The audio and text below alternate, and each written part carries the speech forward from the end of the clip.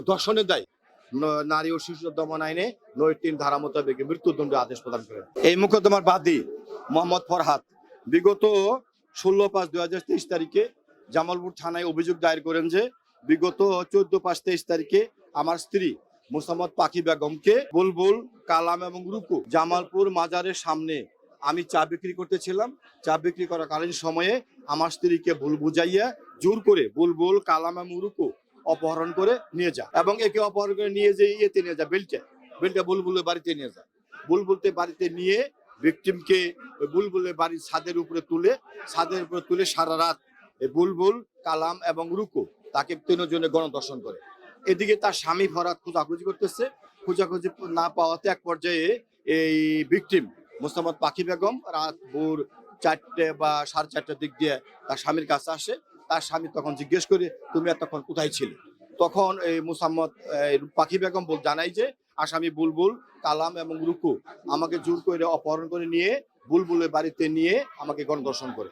তারপরে এই ভিকটিমকে জামালপুর হাসপাতালে ভর্তি করা হয় এবং পাখি ম্যাজিস্ট্রেটের সামনে তদন্ত কর্মকর্তা হাজির করে বিজ্ঞ ম্যাজিস্ট্রেটের সামনে হাজির হয়ে পাখি জানাই যে বুলবুল, কালাম এবং রুকু এই তিনজন আসামি আমাকে জোরপূর্বক অপহরণ করে নিয়ে যা বুলবুলের বাড়িতে নিয়ে তিনজন আসামি আমাকে গণধর্ষণ করে। এটা পাখি নারী ও শিশু দমন আইনে ২২ ধারা মোতাবেক বিজ্ঞ ম্যাজিস্ট্রেটের সামনে জবানবন্দি প্রদান করে। তৎপরবর্তী সময়ে ৩১/১২/২০২৪ তারিখে তদন্তকারী কর্মকর্তা নারী ও শিশুর দমন আইনে ৭ ধারা এবং ৯-৩ ধারা মোতাবেক বিজ্ঞ আদালতে পুলিশ রিপোর্ট দাখিল করে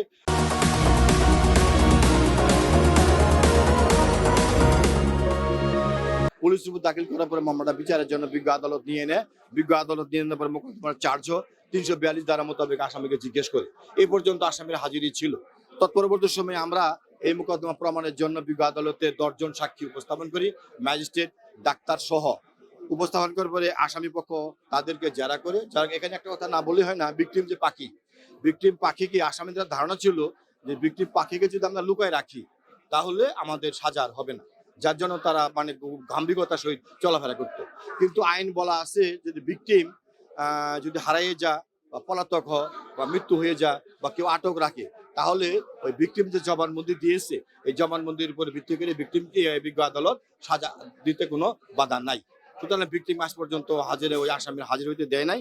এই অবস্থায় আজকে বিজ্ঞ ট্রাইব্যুনাল মোহাম্মদ আব্দুর রহিম সাহেব আসামিদের দোষী সাব্যস্ত করে নারী ও শিশু দমন আইনের ৭ ধারা মোতাবেক প্রত্যেক আসামিকেই যাবজ্জীবনের কারাদণ্ড আদেশ প্রদান করেন এবং ওই ধর্ষণের দায় নারী ও শিশু দমন আইনে ৯-৩ ধারা মোতাবেক মৃত্যুদণ্ডের আদেশ প্রদান করেন এবং প্রত্যেককেই ২ লক্ষ টাকা জরিমানা আদেশ প্রদান করে জরিমানা টাকা ব্যক্তি প্রাপ্ত হয়।